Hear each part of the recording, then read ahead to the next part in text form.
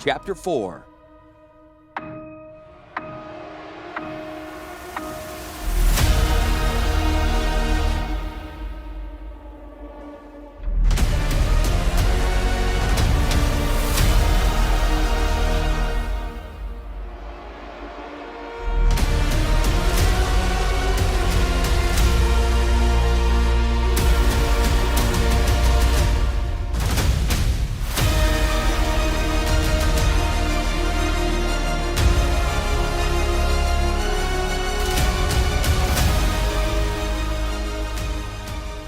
Baron looked at the sea. The surface was covered with a light chop. Small spots of white foam were the most interesting things he'd seen for hours. He'd arrived at Teferi's island expecting to rest after days spent traveling. He was instead told that Teferi was out on maritime patrol off the mainland. More hours of flight before he could finally commence his mission. The gray-haired wizard rolled his head, stretching his aged limbs to ease their stiffness. The wings of the ornithopter beat relentlessly as Baron's pilot, Yarbo, followed the homing signal. A rangy, athletic man in his 20s, the pilot had volunteered to fly for the duration of the wizard's stay in Jamuraa. The ground crew at Teferi's base camp was able to give Baron and his pilot a device to find Teferi's craft, handing it up as the last of Baron's cargo was unloaded. The lightened machine flew faster and was more responsive as it flew over a gray sea. Yarbo pointed left and down, signaling he had spotted Teferi's vehicle. Baron waved for the pilot to circle, and Yarbo immediately banked. Baron could now see Teferi's craft. Teferi and his crew were in a long gondola slung below a gas bag of a blimp. The blimp was smaller than the dirigibles that flew in Talaria, but any lighter-than-air craft is huge when compared against an ornithopter. The blimp was well over 500 feet long and was a mosaic of pastel red and orange hues. Baron wondered why such an abstract color scheme was used as Yarbo began to lose more altitude until they were directly across from the gondola. The gondola was more than 100 feet long and was segmented in several places. Bare metal and more of the pastel cloth winked a cryptic code as the lowering sun reflected off of it in the windows. Baron could see the crew waving through the windows. He also noticed that while the crew smiled, the long snouts of launchers at the front and the back of the gondola followed the ornithopter in its flight. He could feel the magic of the craft, and at least one spellcaster was holding power for a possible battle. Teferi was involved in a war, and Baron was here to observe it. It seemed a poor reason for a reunion to Baron. Yarbo banked the bird-like machine and signaled for a rendezvous. An agreement came from the blimp. Baron waited for Teferi. If the planeswalker had not been on the other craft, getting aboard would have been vastly more difficult. Baron patted the thick case slung on his shoulder. He had received it when meeting Teferi's intelligence officer to coordinate the flight. Though the planeswalker had ways of communicating at all times, security and limitations on how much information could be cast back to the mainland meant a thick stack of documents still needed to be physically carried back and forth. Baron hoped that he was carrying good news. Baron felt the surge of energy and a moment of envy as Teferi, the planeswalker, appeared before him. The increase in weight momentarily interfered with Yarbo's control of the craft, despite the fact that he was expecting it. "Hello, Baron," Teferi called out as he crouched. The noise of the ornithopter's flight diminished as Yarbo cut speed to make speaking even easier. "How was your trip? Shall I get your luggage?" Teferi was smiling, and Baron smiled back. The planeswalker's black-skinned face was youthful and jovial compared to the wizard's careworn visage. "It's all back at the base. No tip for you." Baron always enjoyed Teferi's sense of fun in comparison to Urza's permanent glower. Teferi proved being a planeswalker was not the source of Urza's melancholy and lack of people skills.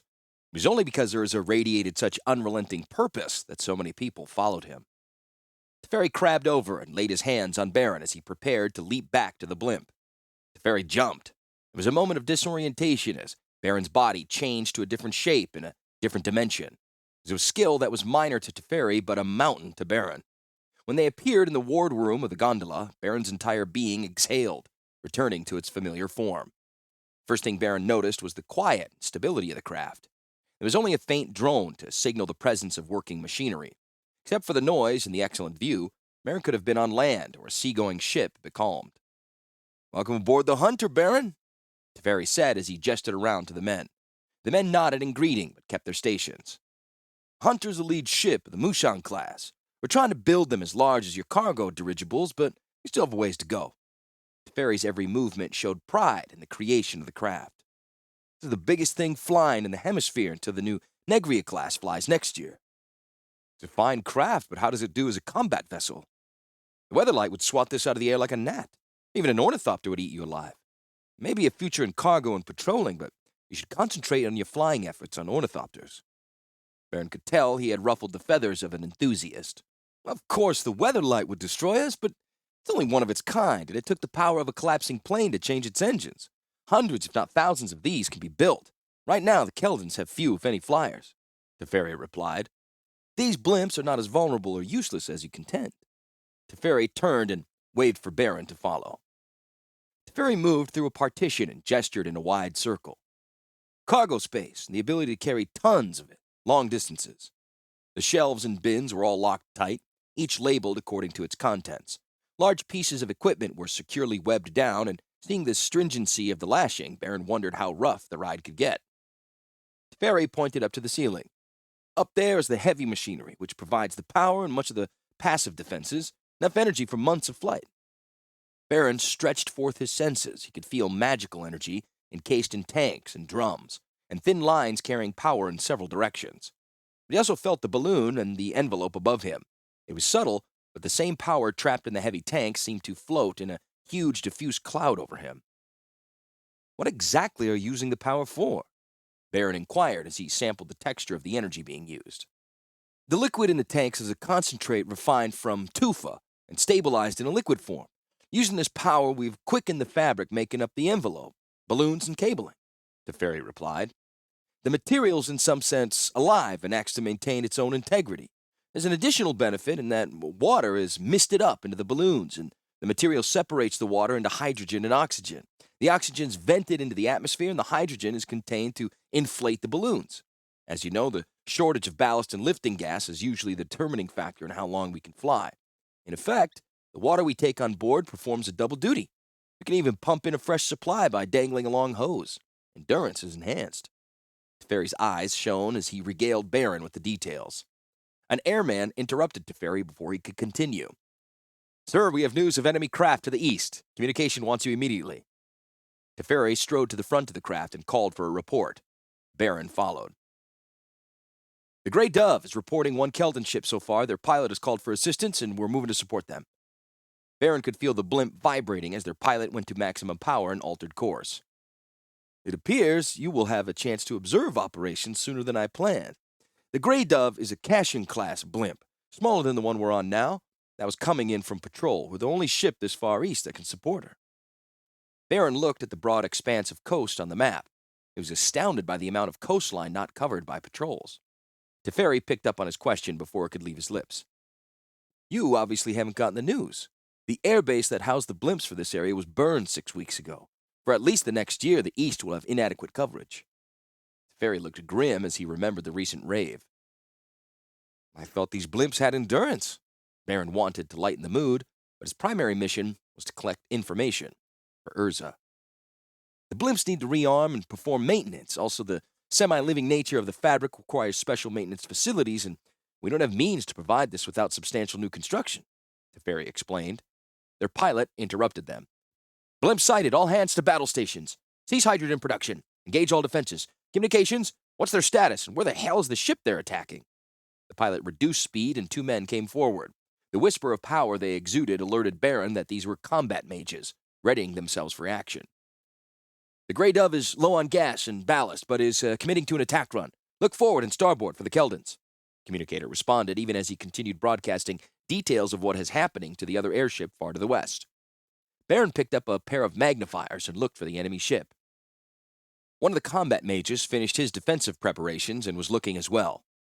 Try to spot distortion or a patch of mist. The Keldons have been hiding from surface forces and masking their movements, explained one of the battle mages. Baron leaned forward as the ship congealed on the ocean surface. It was long and low-slung. The figurehead was a dragon belching painted fire. He wondered at the incongruity of flame cleaving a gray sea. The ship was crowded with Keldons, and on the bow there were several war engines Baron did not recognize. Poor place to put heavy equipment, thought the old mage. In the front of the ship, it could unbalance the boat. Doesn't look very impressive, does it? But the troops on board are the real threat, the combat mage said while preparing for battle. His comments were addressed less to Baron than to the world at large. Suddenly, One of the engines on the Keldon ship discharged high into the air, the projectile a flaming mass. It burned so brightly that even when Baron looked away, he could see the trajectory's afterimage superimposed over his vision. "Oh, those swine!"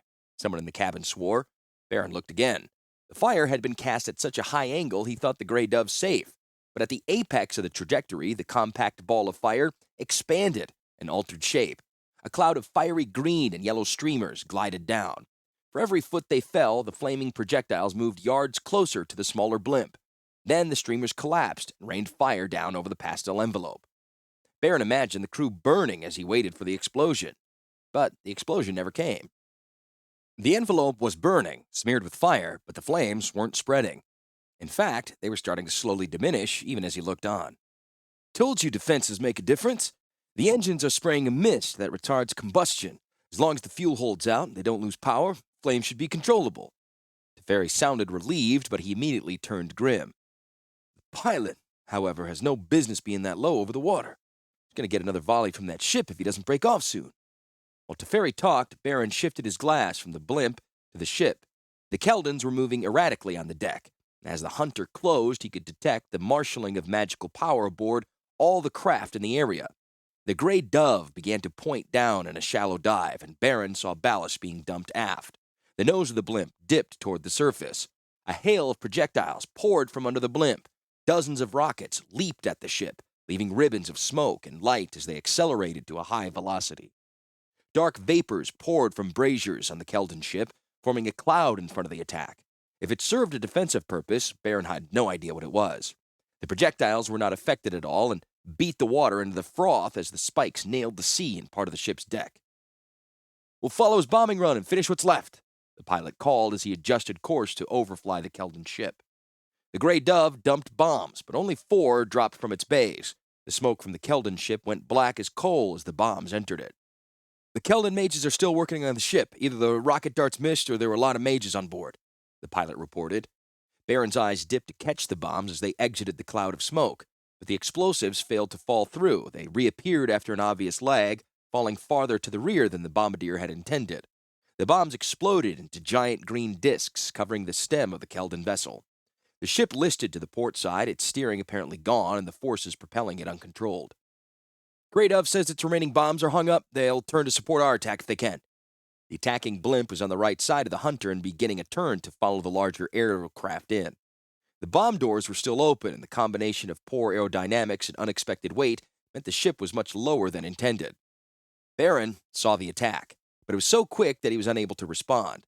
The envelope of the smaller blimp was smashed and the rigging tangled in an instant. The next strike he saw clearly. A drop of water leaped up from the sea. It was the size of a bathtub as it smashed the gondola into wreckage. "Sea Archer!" shouted the navigator. Baron could see the monster now. It was a reptilian and at least 60 foot long. Its hide gleamed a dull, hideous shade of green with flashes of color as it reared out of the water. Its head was long and narrowed to an incongruously small mouth. The creature circled under the Kashin blimp it had just attacked. Baron could feel the bank as the hunter turned. The monster submerged and then resurfaced, its head questing toward the sky. The skull seemed to compress, and the monster nearly disappeared at the recoil as another blast of water sheared into the Grey Dove. Debris poured from the stricken blimp. The rear of the gondola shattered, and huge sheets of its envelope spun down into the sea. 3 crewmen were tumbling toward the water as the airship began to rise, the sudden weight loss sending the blimp higher.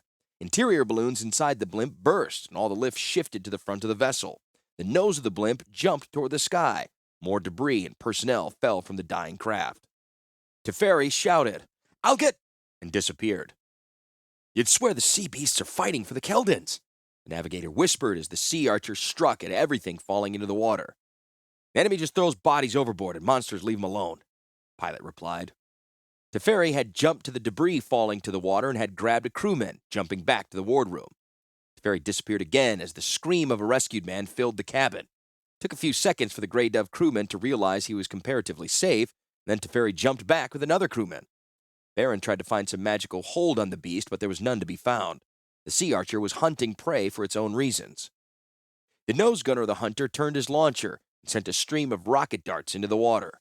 The single tube began to glow red from the heat, and Baron could hear the man cursing as he corrected his aim. The monster lurched as 2 shots pierced its body. The well-placed darts smashed ribs and exploded tissues. They exited the other side of the beast. Baron had spread his mental net wide, trying to snare the beast from the non-existent Keldon influence. Now he threw that net of calling out into the ocean. From miles around, sharks answered Baron's summons, converging on the injured beast as the blood slick spread around the thrashing body. The water roiled, and the sea archer disappeared under the mass of hungry predators. "Gunner, aim for the Keldons, right now!" The pilot screamed into the launcher compartment underneath the cabin. The beast's attack and Teferi's ongoing rescue of the crew had given the raiders too much time. The Keldon ship was only seconds from being under the hunter's bomb bay. Suppression fire was vital. The enemy ship heeled hard and someone regained steering and overcorrected. Baron felt the rush of energy even as the men below were pitched off their feet by the sudden change in the ship's direction. Keldons fired, and Baron braced himself for a hit as a ball of brilliant fire arced into the sky. By design, or luck, it struck the Grey Dove. The hydrogen in its remaining cells ignited and leaped to the heavens in a sheet of flame. Then the fuel and remaining armaments exploded, and the craft disappeared in a rain of fire. Teferi appeared, disoriented and dazed. In the command cabin, a charred body clutched in his arms, a final desperate attempt to save more crew from the doomed ship. The crew of the Hunter was shouting and trying to get to the planeswalker. Baron, knowing how tough his friend truly was, moved up to the pilot's chair. The front gunner was now firing into the Keldon ship, stabbing repeatedly around the bow area, searching for an enemy mage. The pilot looked at Baron as he set the bomb bays for drop. "I don't think we can allow those fellows to live," he said softly, and tripped the release as they passed over the Keldons. Baron could feel each bomb dropping away. He was consumed with witnessing every moment of the battle and ran to the rear gunner's compartment, the floor jumping as the ship raced to the sky. He passed Teferi without a glance and levitated over the still crewmen rescued from the Grey Dove. He reached the blimp's stern and the gunner station. The bombs hit as Baron peered through the window. 5 of the projectiles missed, and huge columns of spray lifted high into the air. 3 of the bombs smashed into the ship and plunged through the deck to explode in the holds. Then the Keldons' fuel and weapons added their power to the holocaust. Gouts of flame flew high into the sky, blooming into flowers of twisting fire and color. The ship lay hidden behind the smoke and spray. When the scene cleared, Baron could see the Keldon ship had been shattered into a spread of floating timbers and bodies. Were there any survivors? The rear gunner must have thought so, for he aimed and fired. This launcher was bulkier than the Hunter's forward weapon, and an assistant had to elbow Baron aside as he loaded another shell. The clumps of debris continued to spread out as more wreckage and gear sank to the bottom. The gunner fired again. The shell exploded into a large net that fell to the surface. Baron watched as a man thrashing in the water tried to get on top of a barrel. The net covered everything, detonated in a flash. Baron's eyes jerked away at nothing but fragments floated where the Keldon had been. "That isn't necessary, gunner," Baron said, numb after observing the battle. The gunner didn't say a word, but the loader inserted another shell into the breach. The gunner fired the round before answering. "We can't rescue them. Nobody's in sight. If I had a choice between getting eaten and getting shot, I'd take shot." Baron remembered the small mouth of the sea archer and the sharks converging on the area from his call. The long-lived mage said nothing as the gunner took aim again.